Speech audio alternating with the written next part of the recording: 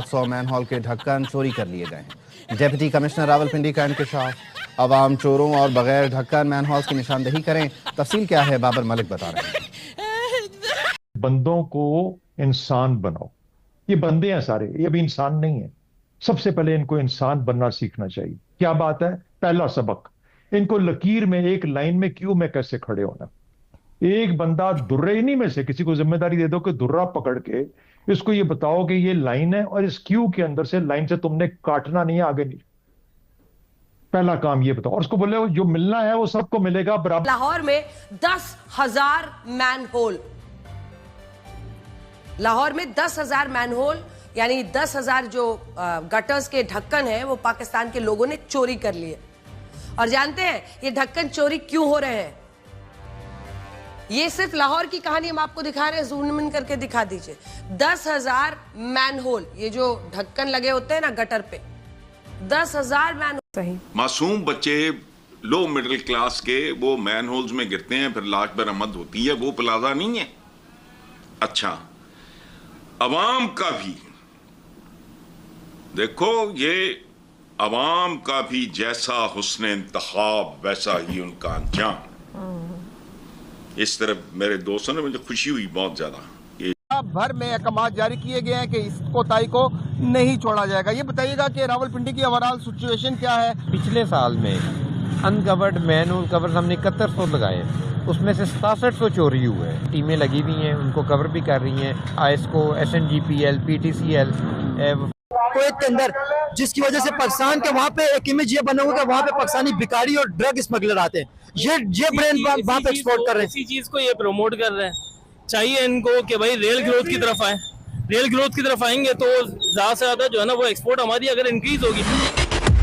तो दोस्तों, इस समय पाकिस्तान के अंदर गजब नौटंकी चल रही है। जहां पर एक तरफ पाकिस्तान की जनता 2 वक्त की रोटी के लिए तड़प रही है, तो वहीं पर पाकिस्तान की जो मरियम नवाज है वो गटर के ढक्कन बचाने में लगी हुई है और अपनी तरफ से एक कानून भी पारित कर रही है जिसमें जो भी गटर के ढक्कन चुराएगा उसके ऊपर 50 लाख पाकिस्तानी रुपए का फाइन लगाने का कानून ला रही है। मतलब धिक्कार है इन लोगों के ऊपर। अपनी जनता को 2 वक्त की रोटी देने की बजाय ये गटर के ढक्कन बचाते फिर रहे हैं। जनता भी बेचारी भूखी प्यासी है, वो भी क्या करे, क्योंकि पाकिस्तान की सरकार ने और सेना ने कुछ उनके लिए छोड़ा तो है नहीं, इसलिए गटर के ढक्कन को चुराकर ही अपने 2 वक्त की रोटी वो लोग निकालते हैं। और अभी 20 से 25 हजार गटर के ढक्कन फिर से चोरी हो गए हैं और आसिम मुनीर और उसकी पूरी पलटन उन गटर के ढक्कन को चुराने वालों को ढूंढने में लगी हुई है। और वहां पर BLA वाले और खैबर पख्तूनख्वा में TTP वाले अपना काम करने में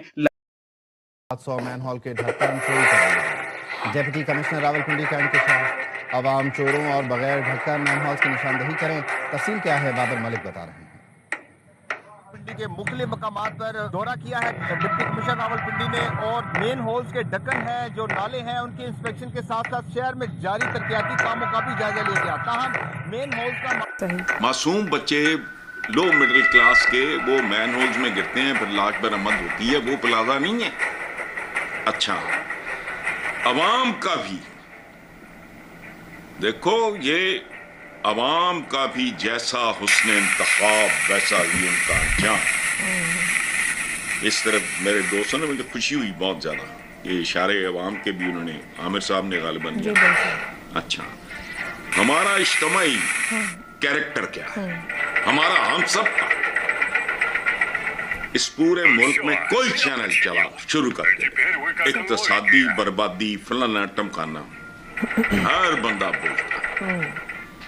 मैंने आज तक किसी नाम निहाद सियासी रहनुमा या राहसन से लेकर दानिश्वरों तक को इस बात पे कुड़ते नहीं देखा कि हमारी इज्तिमाई अखलाकी बर्बादी किस लेवल पे पहुंची। वेरी वैलिड पॉइंट है। ये जो मेरे 2 साथियों ने जो बात की है उसमें ये खुद अंधे हैं। स्टेट तो है ही नहीं, सही, रियासत तो है ही नहीं, गवर्नेंस तो है ही नहीं, और तुम ही कुछ सोच लो। ठीक। सो हमारा अखलाकी इन्हतात हर चीज के पीछे है, याद रखना। ठीक हो गया संसार। मैं लाकी है इसको इन टर्म्स में देखता हूं। बिल्कुल दुरुस्त।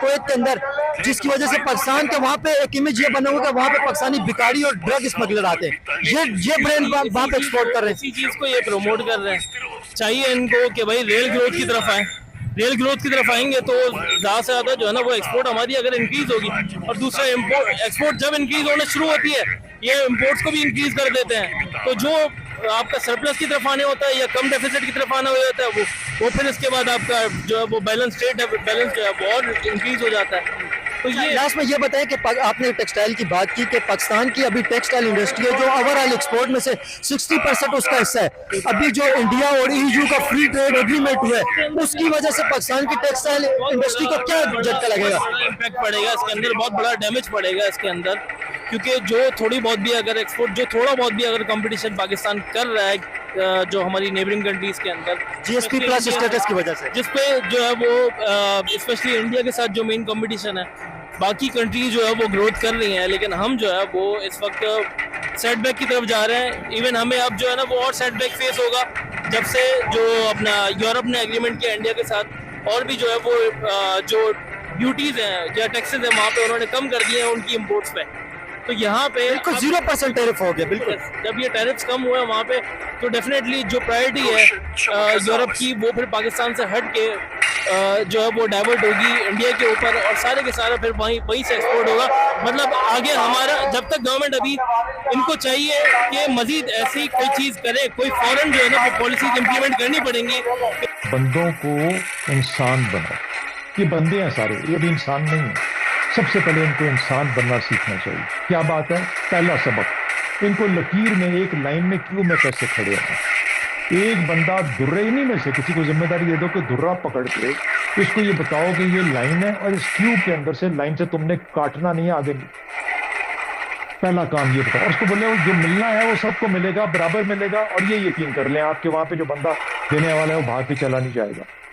अगर हम ये कर लें ना तो इस कौम के अंदर तो एक शऊर पैदा हो जाएगा कि लाइन में लगना बुरी बात नहीं। इस कौम में शऊर पैदा हो जाएगा कि मैंने मोटरसाइकिल चलाते हुए मिडिल लेन या सेंटर लेन में या राइट लेन में गाड़ी नहीं चलाना, मोटरसाइकिल नहीं चलाना, मैं मर जाऊंगा।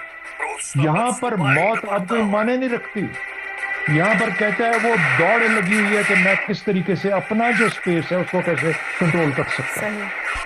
तो जब तक हम इस बंदे को इंसान बनना नहीं सिखाएंगे, नज़्म ज़ब्त नहीं सिखाएंगे, लाकानूनियत का जिक्र हुआ, इन रविशों का जिक्र हुआ, हम असल में यहाँ पे मारे गए। अगर इनको पता होता, शऊर होता, तो ये मांगते इन लोगों से, कहते कि मेरा हक किधर। ये सब के सब मर जाते हैं, उसके बाद रोते हैं, करोड़ करोड़ लेके घर चले जाते हैं।